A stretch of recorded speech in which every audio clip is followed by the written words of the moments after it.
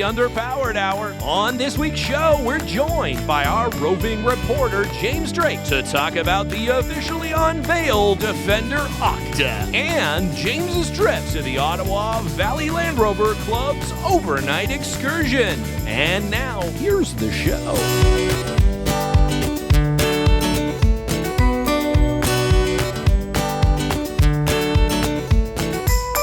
Welcome to the Underpowered Hour. I'm Steve Beres, mild-mannered television executive by day and Land Rover collector by night. You can find out more about our cars and what we're working on at theberescollection.com or follow us on Instagram at theberescollection. I'm joined, as always, by my good friend, Goss. Thank you to everyone joining us today. I'm the Dunlop pillow seats to Steven's body and soul seats with 6 wellness programs.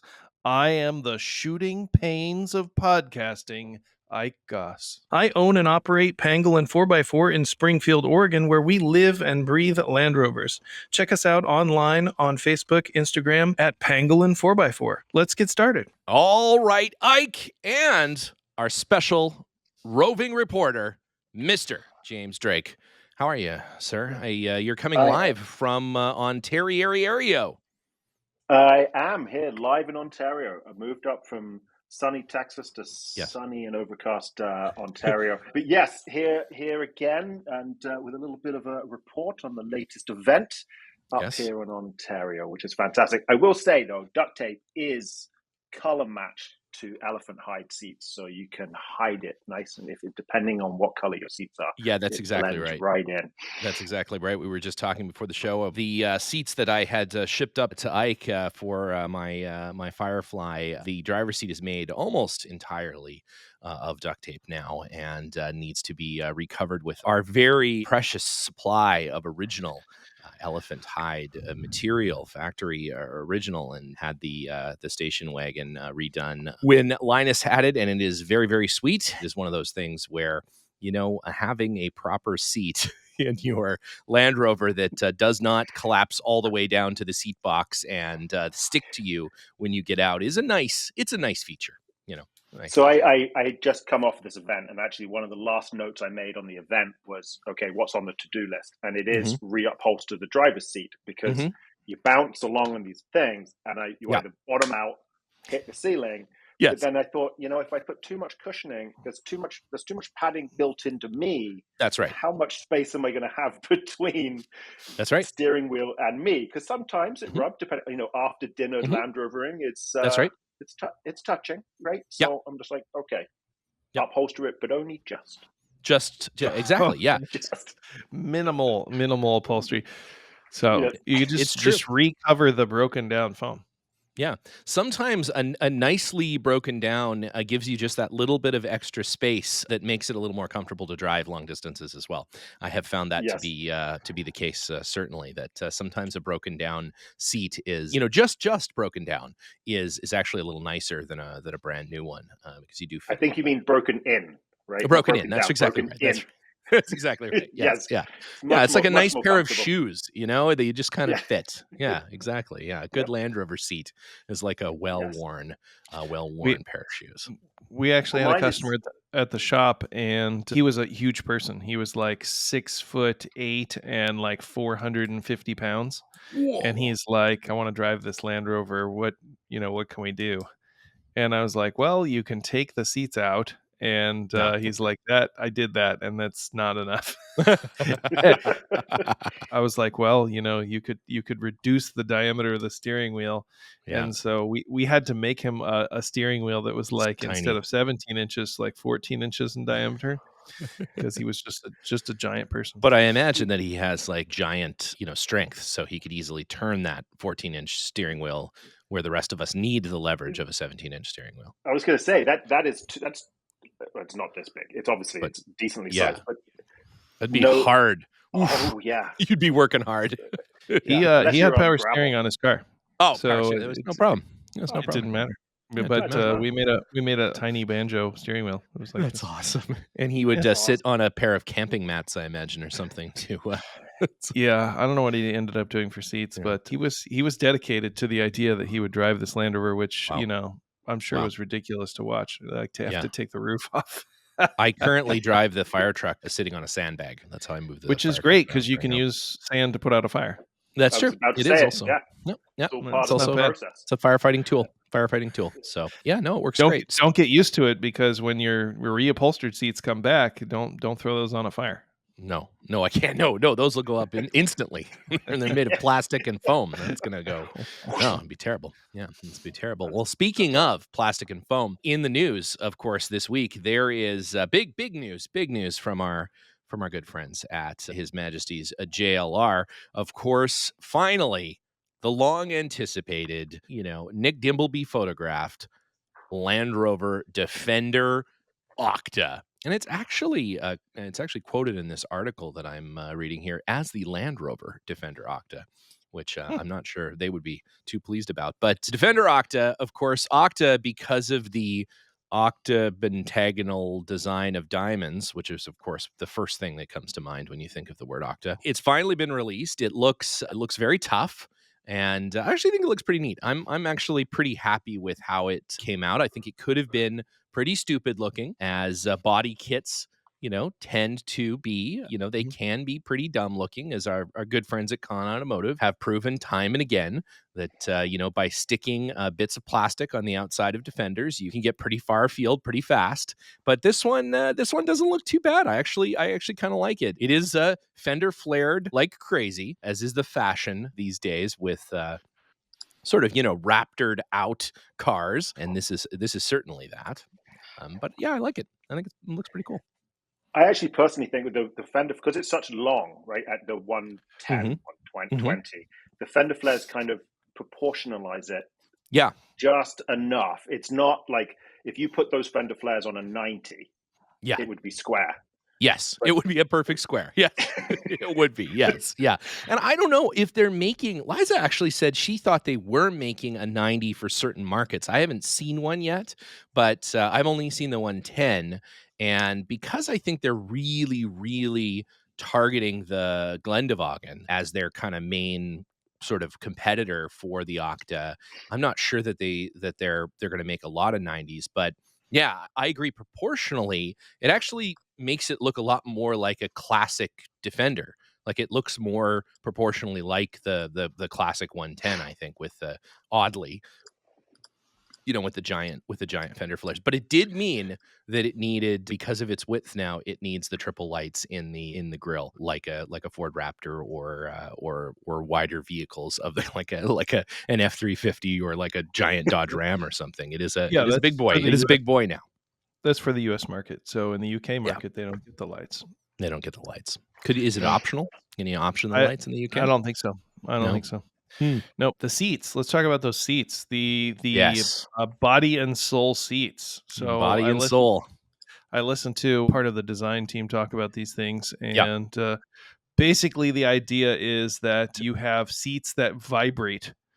And my understanding is they're sort of like akin to a video gaming chair, that they would also vibrate, right? And so the idea is that you're able to remove the subwoofer from the car, because you can get sort of a similar like bass feeling in the speakers from these seats, right? From butt shaking. Does it have multiple settings for this vibrating? Can you like turn I'm sure it on, it does. or I'm sure it does, but I haven't actually experienced them yet. But another thing that's interesting is they have 6 wellness programs. So apparently they have like a vibration therapy, which they claim is not a massage chair. It's a vibration therapy. It's vibration therapy. Don't call it a massage chair. Studies have indicated that stress levels while in traffic when using these wellness programs decreases by like 40%. Oh wow! So that you can sit in your Defender OKTA and turn on the wellness programs, and you can just relax. And you can just vibrate away. You can also do that by just setting the idle of your series vehicle just a touch too low. And then when you're in traffic, it will just shake, or a diesel, simply drive a diesel series Land Rover, and it will just shake like nobody's business in traffic. And it's very calming. That's where I was going with that. I drove the 2 1/4 diesel truck today, and did you find it calming? I did. Yeah. You arrived calm and, just ready I to think just ready for the day. it's mostly because I can't hear anything now, Right. Yeah. so it's just everything is just so peaceful. Just Yeah. deafens you out. It overrides one of the senses, so all your other senses can't do anything. Are They heightened. Yeah. can't. Yeah. It's like a Yeah. sensory deprivation chamber in there. All you can smell is diesel exhaust, and you can't hear anything. And you really can't, you don't really feel anything because the vibration is so strong. Yeah. Yeah, it's like riding a lawnmower, you're It just is. numb. Yeah, you're just numb. Yeah, it is actually probably the closest to riding a lawnmower you can get in a vehicle. But yeah, no, I like it. I think it's a good package. I didn't realize that the seats would vibrate you into serenity. I think that's a great feature. I That's a hope that will different become more. feature that is Mhm. optional, Stephen. It is optional, yeah.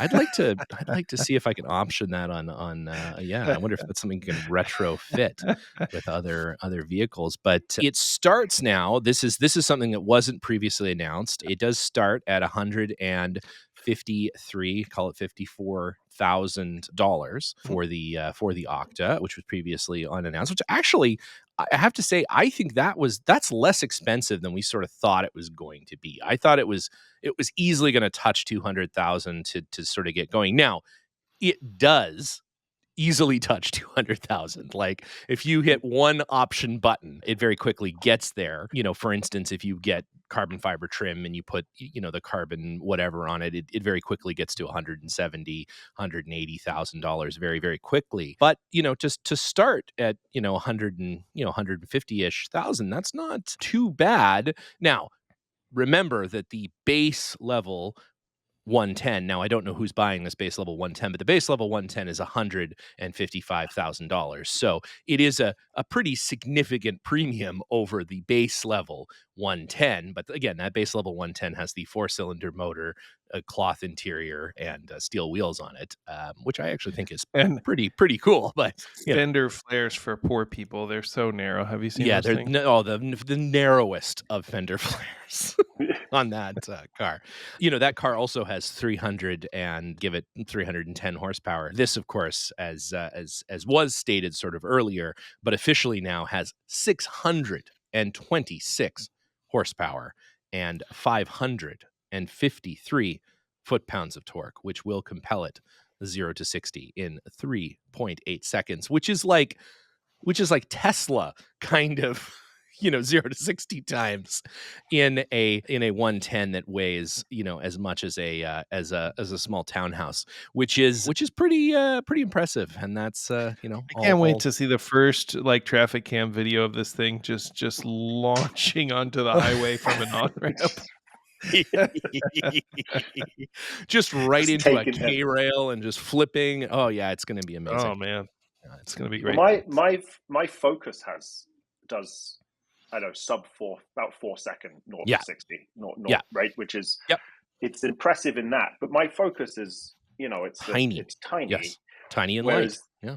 tiny and light. It's Yep. designed to go fast. This Stein, is yeah, what? exactly. Do we have a weight on this? This must be two and a Oh, half tons, oh, 3 it tons. is Like, is that? easily 2.5 tons. Yeah, without question, 2.5 tons. That's and that's without these vibrating seats. I don't know what that adds, but yeah, certainly, yeah. You imagine just compelling that much mass to go that quickly is just nuts. And then, of course, stopping all of that mass. Now they don't have a 60 to 0 time, which is also sometimes interesting to look at because a lot of these big SUVs, the Hellcat version of the Dodge, sort of SUV is really interesting because it has extraordinary 0 to 60 numbers. They're sort of almost sub 3 seconds, but its 60 to 0 numbers are like 5 seconds. Like it takes forever to slow it down because it's so heavy.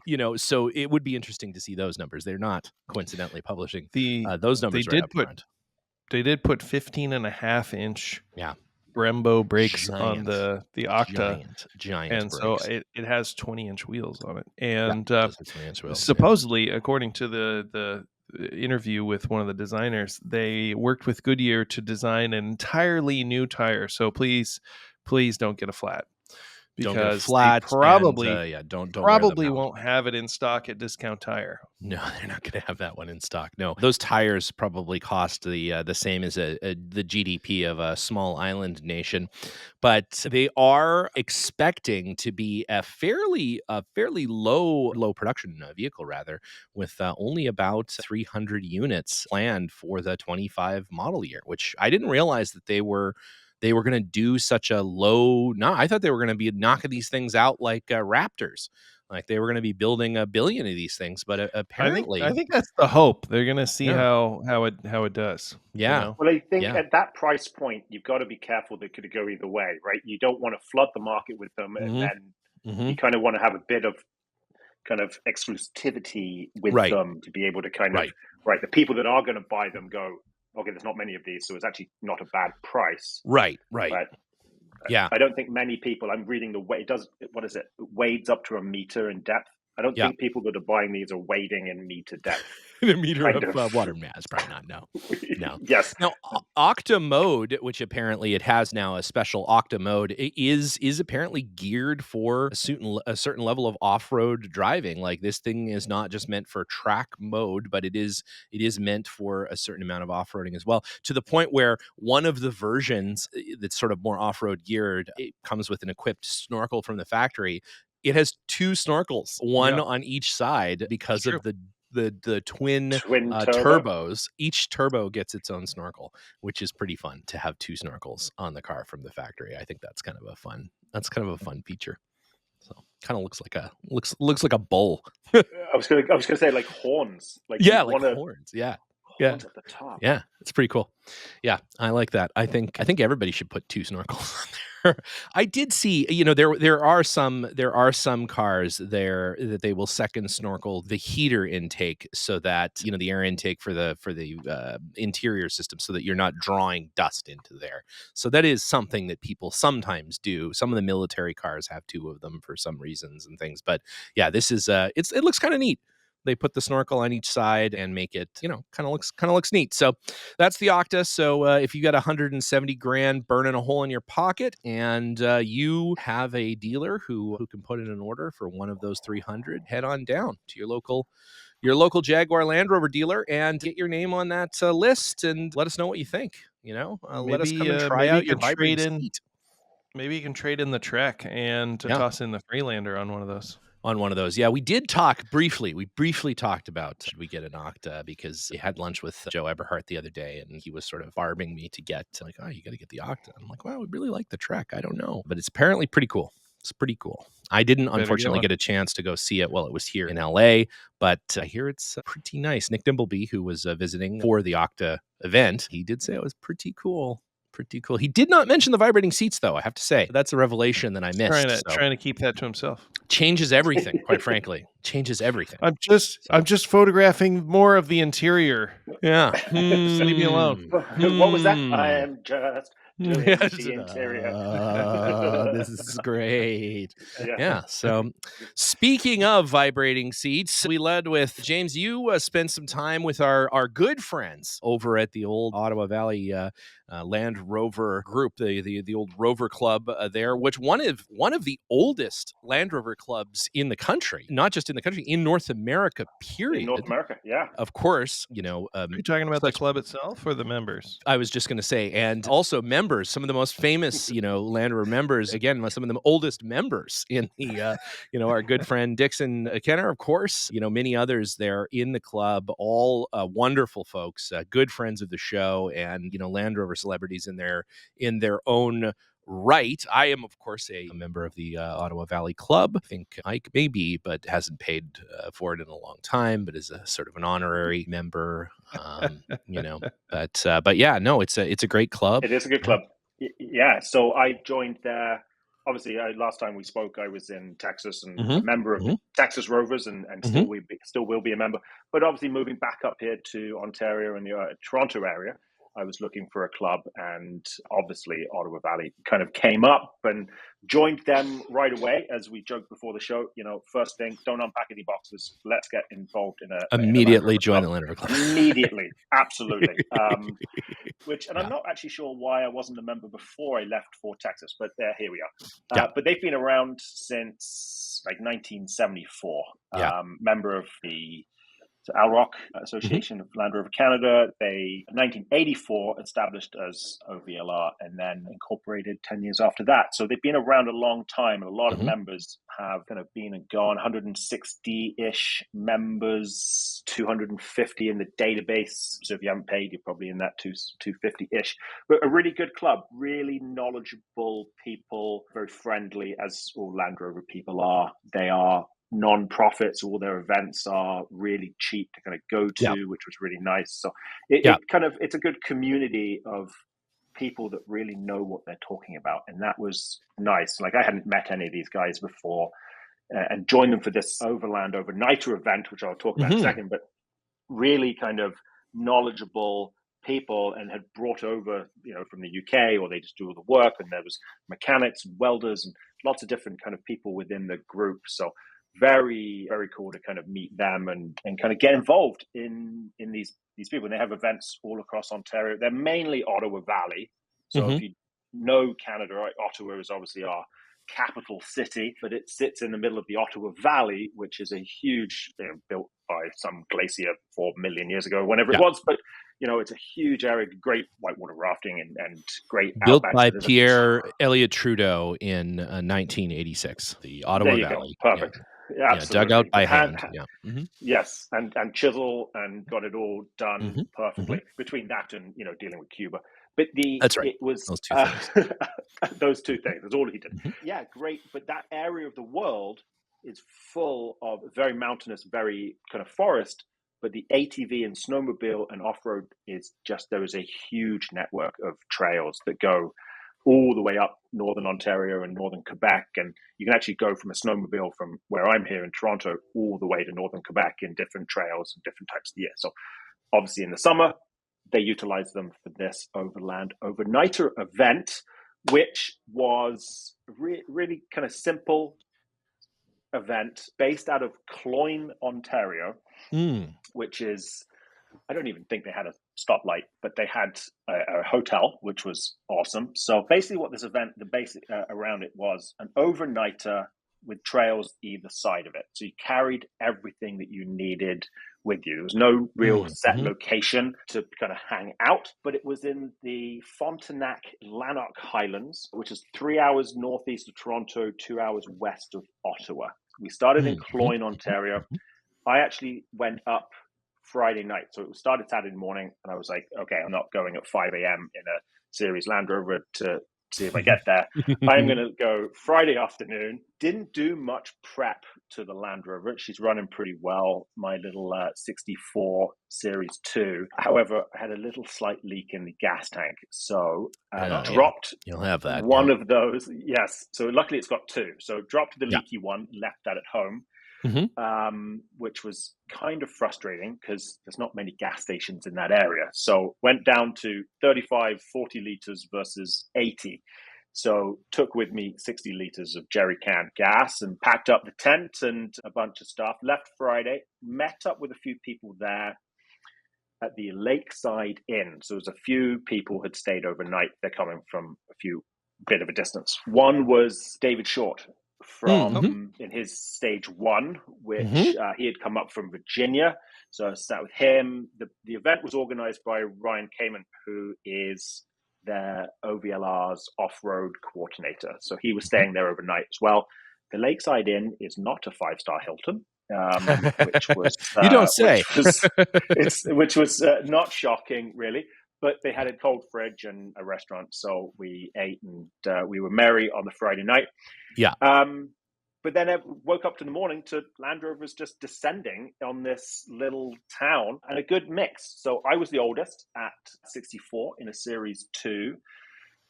Then I think David's was the next. I think his is an 80 Stage 1, as you would know them quite well, Steve. In the fact that don't break down, because It's held That's together it. There's by no parts anywhere. So yeah, that's it. Yep. anywhere. Mm-hmm. He was explaining to me on the front axle that Mm-hmm. it's one half of it is metric and the other half is imperial. So Mm-hmm. depending on how what end you're connecting it to, because I'm like, that's Yeah. just Yeah, it was a craziness. switchover, and no, the front axle of a stage one is almost like Land Rover was pranking the community at the time because it's the worst car ever made, but you know, but but it's a but loved it's cool car though. by the It's community. Yeah, loved, which is interesting. Anyway, so he had his, and then a good mix of defenders, ex-MOD defenders yeah, that had come over yeah, from the UK, yeah. all fully kitted out, looking like Mine does not look like a military defender Right, right. series at all. But these ones had some very cool kind of the old style military Pintle Hicks trailers and Mm-hmm. full kitted out. And then Defender 2s, obviously, or Defenders and Disco 2s, Mm-hmm. as you'd see at all of these events. And then one person in a brand new Disco 5, which was, he followed me, and I was very impressed about how he had two kids in the car, Mm-hmm. air conditioning on, and I would struggle up or struggle down, and he would just, hill ascent, let the computers do everything, and it was awesome. So that was the newest there. No new defenders, which I Oh. was actually shocked about. I was kind of Yeah, expecting to that's see, sort of rare these days. You find that, yeah, so many people are out with their new Defenders these days. yeah, none, which Huh. was interesting. So then, what do we got for the event? So we left. We had breakfast. Then we had everybody had breakfast on the Saturday morning, and then we kind of set out at 10 a.m. So it was a 320-kilometer route that kind of was basically a massive loop back to Cloyne. And we Mhm. split the group into two because, that many in one row on single file trails was not going to work. So one group went counterclockwise and one went clockwise. So I was in the counterclockwise group, 8 of us, and we set out on, to begin with, it was a little timid. It was kind of tarmac, bit of gravel, bit of tarmac, and we kind of sat doing that for about an hour. And I was like, okay, this is, hopefully we're going to actually get to see some dust and some sweaty and some trees and stuff. And we got up to a place called McDonald's Corners, where there isn't a McDonald's, and kind of turned a sharp left into basically the bush. And then the real kind of fun started. Trails, semi-technical, not Mhm. car breakers, which Mhm. was nice. Yeah. I will fully admit I'm not the most experienced or best off-road driver on the planet, but it was not difficult. Ed down to about 30 psi from the 60. So I kind of run about 30 when I'm off-road, which gave me absolutely fine. But we've had some pretty heavy weather in the past kind of month here in Ontario. So a lot of washouts, a lot of mud, a lot of wetness. Mhm. I have a question about your Yeah. tire pressures. I usually run like 30, 35 on the road. And then off road, Right. I run like 15 to 18. So I was running 60 on the road is very high. It's very That I've high, seen. Yeah. but I find, one, the tires tell me to be at that much, so I'll follow the little on Yeah. the tire. But I find if I'm running 30, 35 on the road, it's Mhm. so much drag and I have so little horsepower that it actually reduces my top speed by about 10 to 15 miles an hour. That I actually get way better mileage being kind of on harder tires. What And the tires are brand of rated for tires it. do you run? Yeah, the kind of the round black ones. Brown and black ones. Those are popular. Popular. I actually don't. I actually don't know what brand they are. I have to go and look. They're old and they're not new. And I was thinking I'm going to get some kind of road tires when Mhm. I'm on the road, so nice, quieter, and better mileage, and Yeah. keep some off-roady ones. But I need a better offset. Anyway, that's a sidetrack. But yeah, I find that 60 on the road works a lot nicer, smoother, quieter than dragging these old tires around. So we head down, got onto the trails, and in Ontario, you get a lot of hydro access lanes. So hydro, we call our electricity hydro up here because it's all made by water. Yep. So followed the hydro lines. So it was extremely scenic.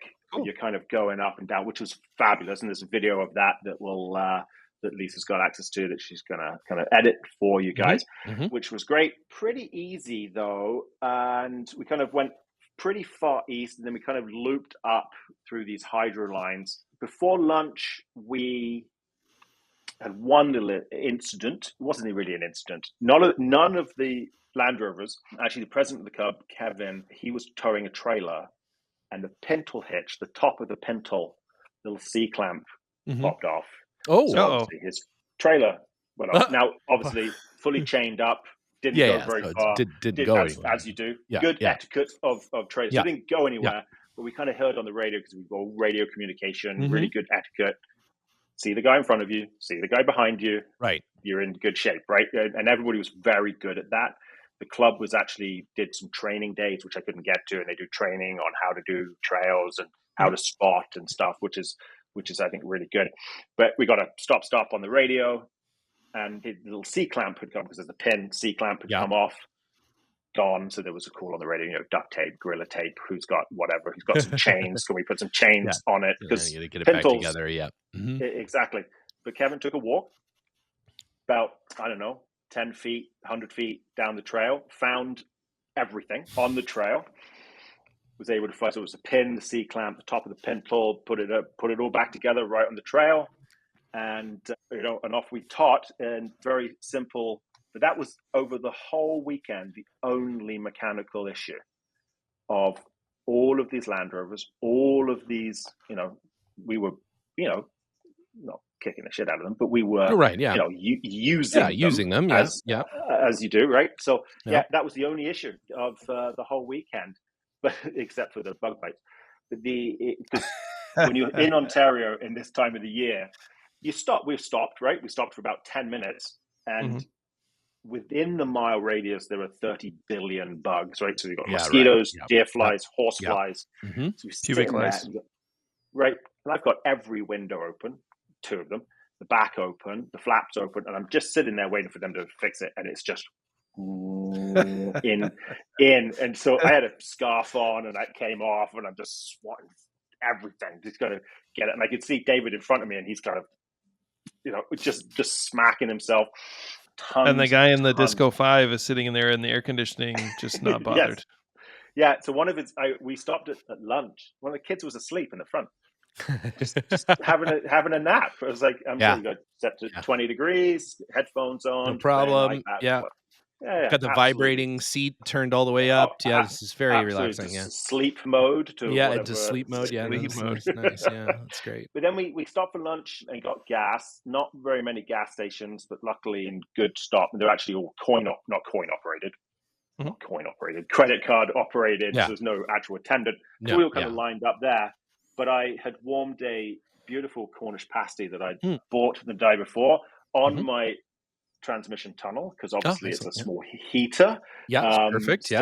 Which is perfect. And it was perfect. I probably put it on there for about an hour, and about every 5 minutes I flipped it over and to warm both sides. And I got out and I had this perfect lunch. Perfect. Land Rovers not only can get you from A to B, they can warm your lunch as well. Yeah, that's true. Absolutely. In fact, the 80-inch has a small inspection flap, that's meant to be able to add fluid to the transmission that actually flips up, and it's exactly the size for a pasty, and I gotta think that's by design. It's in the shape of a pasty, and it fits right in there. There's exactly the amount of clearance necessary. I have to think that's what it was for. They had to have thought about that in the design. In fact, the cap for the filler is even a small black round plate, like a little hot plate, and it gets extraordinarily hot. So I feel like it was by design. It really had to. It must be. So I actually, obviously, when I was doing this, I'm thinking of your 3D printer, and obviously plastic's not going to work with heating up. But I was like, you could just build. There's a little spot here. You put some holes in the top with a little kind of box that you could open up and actually create an oven. Yes, right there. It's like an easy bake oven. Like an easy bake oven. In my LR3, I had a fridge. Yeah. Why not do the other way around? The other way around. The warm up your opposite of lunch. an anti-fridge. Yeah, no, An it anti- really is. It's true. I mean, you've got an excess of heat in there. You might as well be using it for something, Using you know? it Yeah. exactly, and not burning Hmm. the hairs off my left leg, Exactly right. Yeah. which is Hmm. as bald as a baby's bum. That's Now, right. Hmm. Hmm. so the afternoon was good. More trails kind of went on for a long time. And now the last event I was at was Scar down Yeah. in Texas. And you kind of Yeah. do these short little trails and stop, and you do kind of 3 a day. But some of these trails we kind of went on and on. And you're like, okay, when are we kind of taking how much gas do I have? Because I don't trust the gas gauge. So, but it was good. We all got through. And then we stayed the night on Crown Land. Now, if you don't know what Crown Land is, in Canada, we have land basically owned by the Crown. So we all wrote to Charles, and he let us stay there Yep. for the night. And it's an Right. airstrip. Yeah, and he said it's absolutely fine. So we stayed there. We all kind of camped out. Soon it was dinner, and everyone had their own dinner. I was in a tent. There was a few tents, a lot of rooftop tents. If you had a long wheelbase, a lot of converted beds inside. Yep. And I was like, Yep. that's just genius. Like it's not really a camper, but I could do that. I can't sleep in the 88. So we did that. And then obviously the evening, as soon as the cars were parked, right, you crack an adult beverage, and Of course. you had some campfires and food, and people were barbecuing, and it was just, that's the nice thing about the social side of it. You get around a campfire, and you just talk shit for hours, and no idea where the conversation goes. How were the bugs at the campsite? So it was a little bit rainy, a little bit foggy, and a little bit windy. So just enough to get the bugs kind of away from you. Yeah, thank goodness. I bought, however, a good few years ago, some beautifully strength DEET bug spray in the US from Walmart. That was it's 99% DEET. It's not allowed in Canada. Yeah, it's not. It is that actually across not the border. allowed. Yeah, no, you can't have that in Canada. Yeah, they don't allow that. Yeah, no.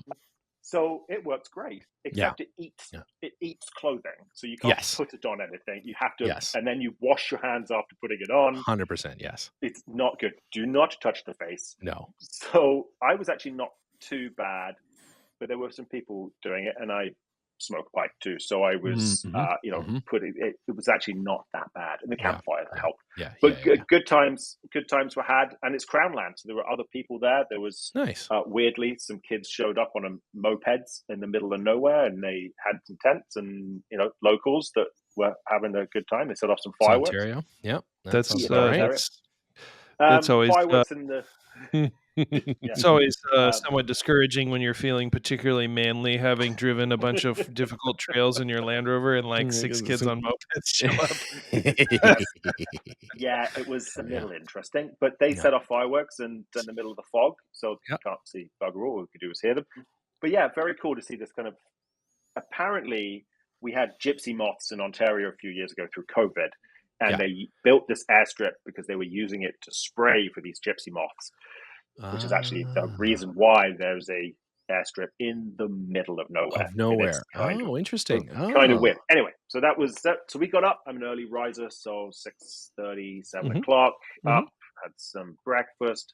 A lot of people slept in. People that went to bed after very late. Yes, after more lubricant was drank. But it was so it was a slow morning for some. But all good. We all kind of packed up, leave no trace camping, which I'm a big advocate of, and made sure everything was good.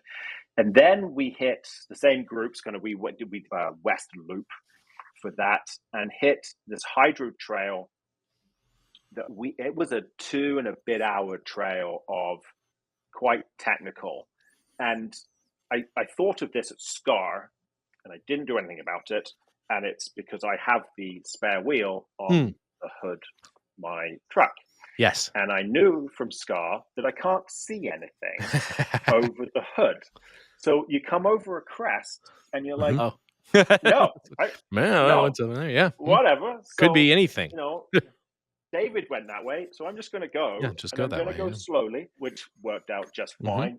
Survived it. Good amount of water crossings on the second day, which was very nice because it cools the transmission tunnel, and you Yeah. could actually. The only gauge I have is a oil temperature gauge. Mm-hmm.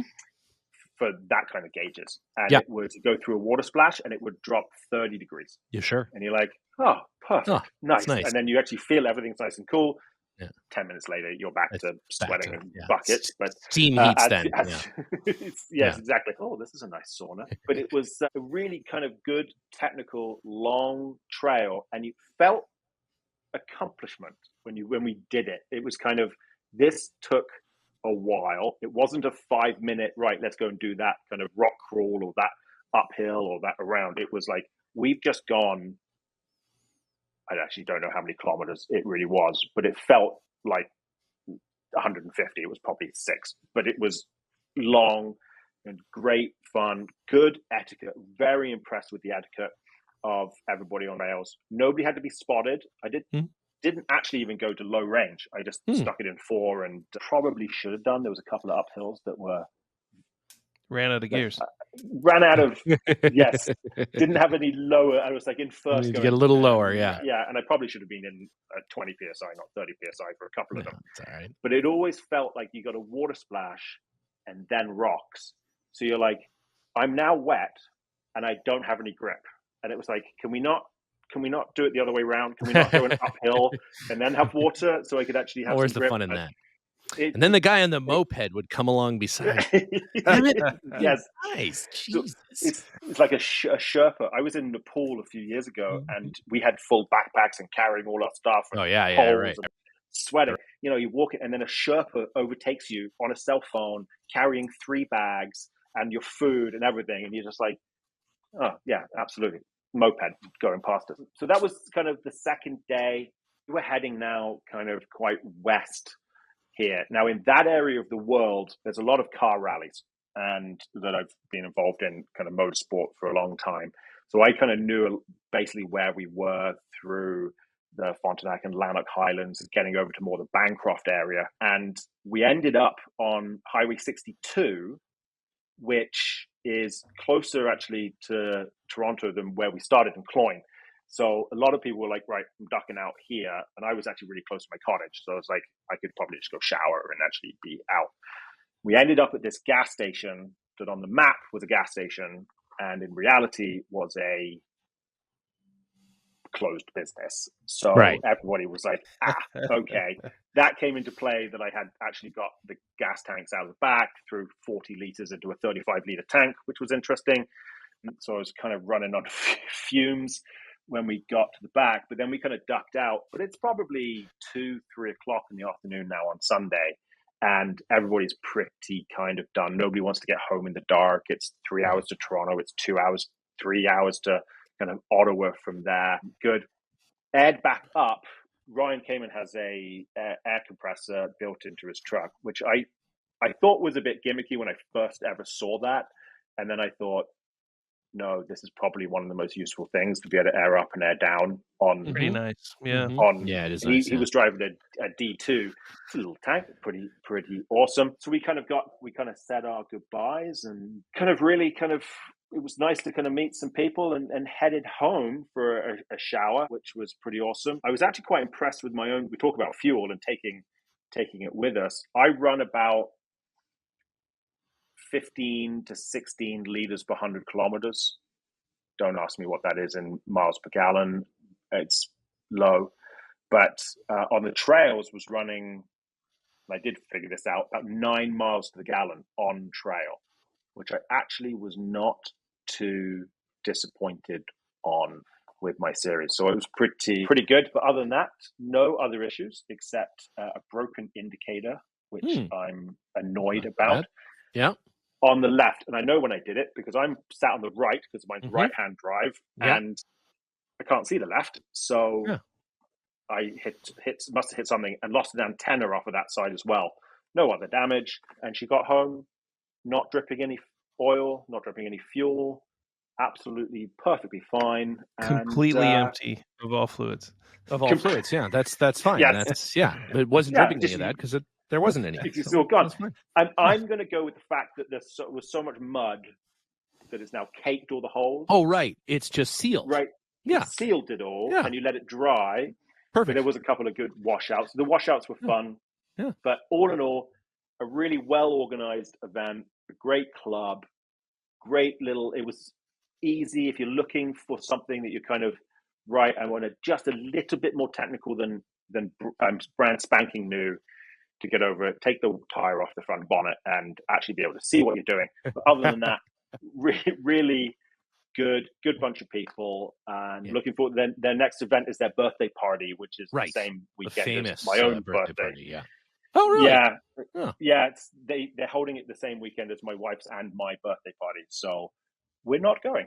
What better way to celebrate than with a bunch of elderly Land Rover owners? That's definitely exactly with their elderly Land Rovers. That will, yeah. Well, with that, James, thank you as always for your attending and reporting on these events. We appreciate it. Everybody appreciate you attending these. So, I guess we're going to have to see where you move next to go to one of these events. Yes. It'll be good. But no, it's good to have you up there and doing these. And like you mentioned, Liza's going to put together a bunch of material. Liza and Sarah and the gang are gonna start editing together some of the stuff that you shot so that people can see some of this fantastic footage of these trails and things, and that'll be on our YouTube. And if you haven't headed over to the YouTube to see James's stuff from Scar, or maybe you want to see Bob Steele and Bruce Fowler drive around the cow on the RTV course, is that a lot of fun with poor John Kostic in the back, nearly being killed several times. I mean, it was touch and go throughout the entire thing.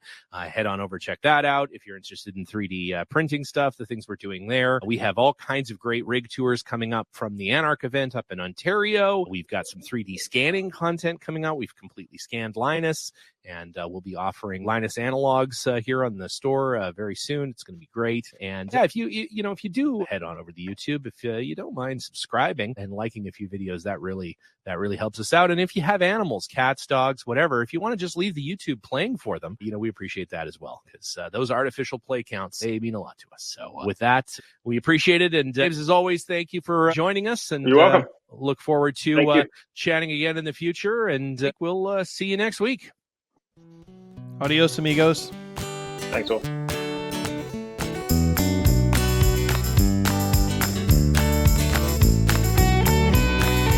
The Underpowered Hour is produced by Liza Beres, Ike Goss, and me, Steve Beres. Pavel Svardov composed and performed our theme music. Consider supporting the show on Patreon, and if you already do, thank you. Your support makes the show possible. For even more, check out our Instagram or Facebook.